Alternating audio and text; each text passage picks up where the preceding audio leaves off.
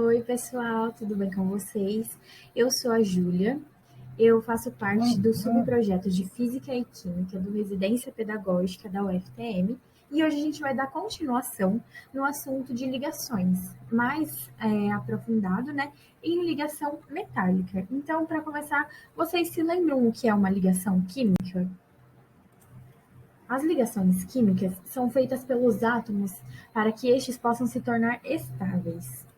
Ou seja, entre elas acontece uma força de interação entre esses átomos para que elas possam se tornar moléculas ou uma substância básica de um composto. Para que isso aconteça, é necessário que eles se envolvam os elétrons da camada de valência, ou seja, doando ou compartilhando, que no caso é da ligação iônica e da ligação covalente. Nós vamos dar uma relembradinha dessas duas ligações mais para frente, tudo bem? Bom, um exemplo do nosso cotidiano, né, de ligação química, é uma ligação que acontece frequentemente e que nós, vamos dizer assim, utilizamos todos os dias, é a água, a ligação do H2O. Então, a junção das moléculas de hidrogênio e oxigênio formam a água, o H2O.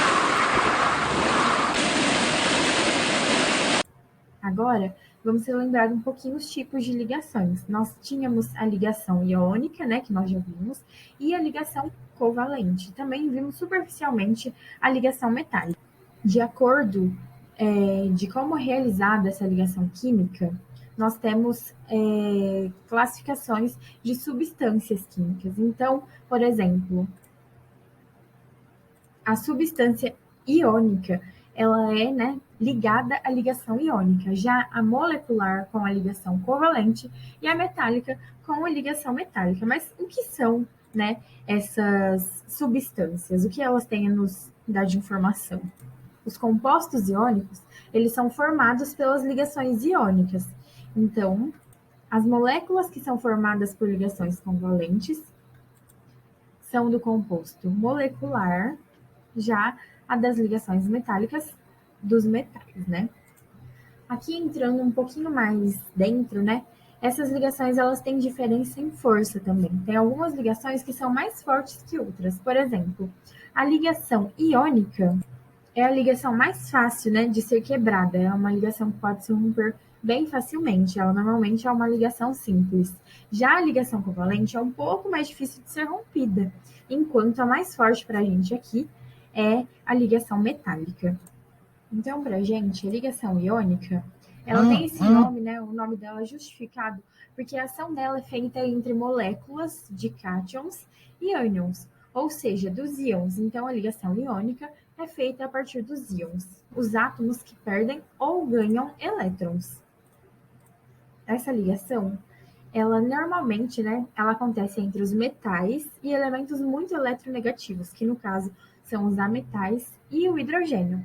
Nesse tipo de ligação, os metais tendem a perder os elétrons e eles se transformam em cátions, que são os íons positivos, enquanto os ametais e o hidrogênio ganham elétrons, tornando-se ânions, que são os íons negativos, assim nós conhecemos.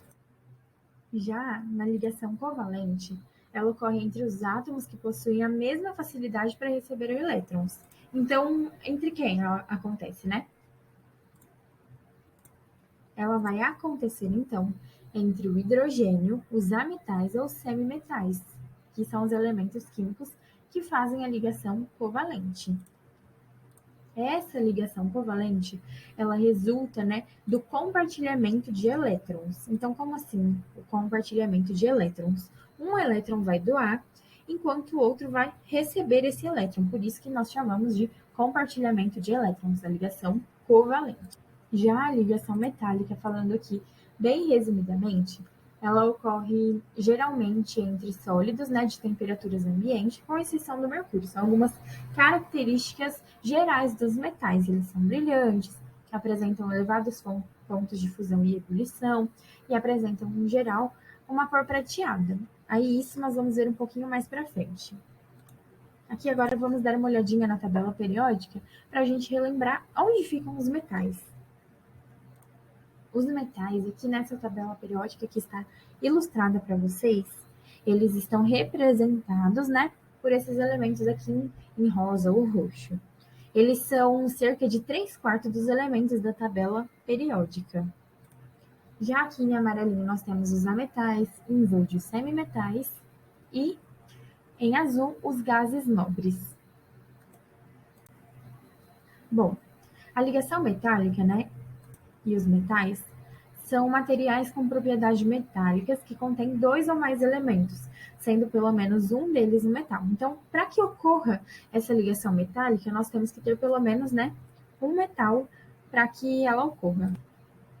As substâncias metálicas, elas apresentam apenas os metais em suas composições.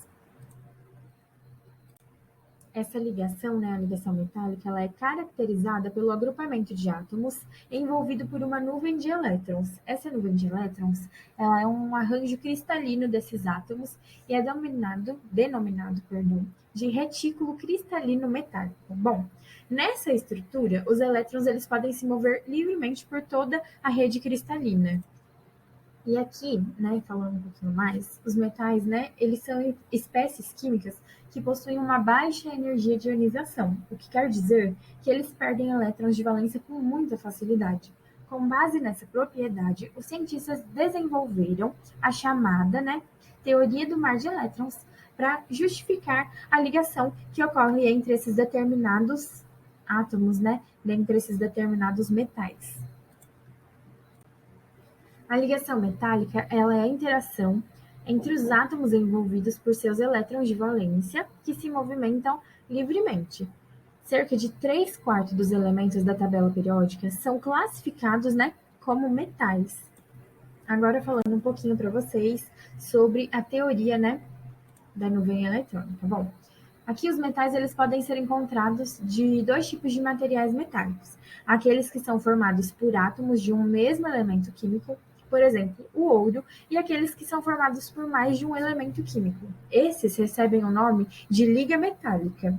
Nesse último caso, né, o material recebe o nome de liga metálica, por exemplo, latão, zinco, liga de cobre. A teoria da nuvem de valência, ela fala que os átomos do metal estariam em posições bem definidas com seus elétrons de valência totalmente livres pela estrutura. Dessa forma, os metais estariam com uma carga positiva e sendo estabilizados por este amontoado de elétrons livres. Também denominada como a teoria do mar de elétrons, a teoria da nuvem eletrônica, ela determina o fluxo de elétrons. Nas ligações metálicas, ocorre a liberação de elétrons que formam cátions, que são os íons de carga positiva, e são chamadas de elétrons livres. Os átomos dos metais apresentam somente 1, 2 ou 3 elétrons na camada de valência, e como essa camada se encontra afastada do núcleo atômico, ela acaba atraindo pouquíssimos elétrons. Bom, como consequência disso, os elétrons têm a facilidade de escapar, vamos falar assim, do átomo e transitar livremente por esse retículo cristalino, que é uma estrutura geométrica formada pelo agrupamento de átomos metálicos. A nuvem eletrônica ela forma uma espécie de eletrosfera única entre os átomos agrupados no retículo, de maneira que esses elétrons passam a se mover, né, livremente e acabar estabilizando esses átomos. Então, lembra aquele cubo, né, que a gente acabava desenhando para dar uma impressão de 3D? É mais ou menos assim que funciona a nuvem eletrônica. Os metais vão estar com uma carga positiva e sendo estabilizados por esse amontoado de elétrons livres que vão estar distribuídos, vamos falar assim, dentro desse cubo, que vão ter carga negativa e vão dar a sensação de que os cátions metálicos vão estar submersos em um mar de elétrons. Mais para frente eu vou mostrar uma imagem para que vocês possam conseguir raciocinar um pouquinho melhor. De acordo com tal teoria, então, a nuvem de elétrons livres, também chamada de mar de elétrons ou gás de elétrons, funciona como uma ligação metálica, estabelecendo a união entre os átomos do metal. Então, a ligação metálica ela é muito forte, porque os elétrons eles vão estar livremente, porém eles vão estar num amontoado, num aglomerado de elétrons. Agora, vamos ver algumas características, né, e propriedades das substâncias metálicas, algumas características gerais. Bom, As substâncias metálicas, elas apresentam um brilho metálico, são bons condutores de calor e eletricidade, apresentam densidade elevada, são maleáveis, dúcteis, ou seja, que podem ser transformados em fios, e têm uma grande resistência à tração. E apresentam também um elevado, né, ponto de fusão e ponto de ebulição. Pessoal, no próximo vídeo vocês vão acompanhar um pouquinho melhor.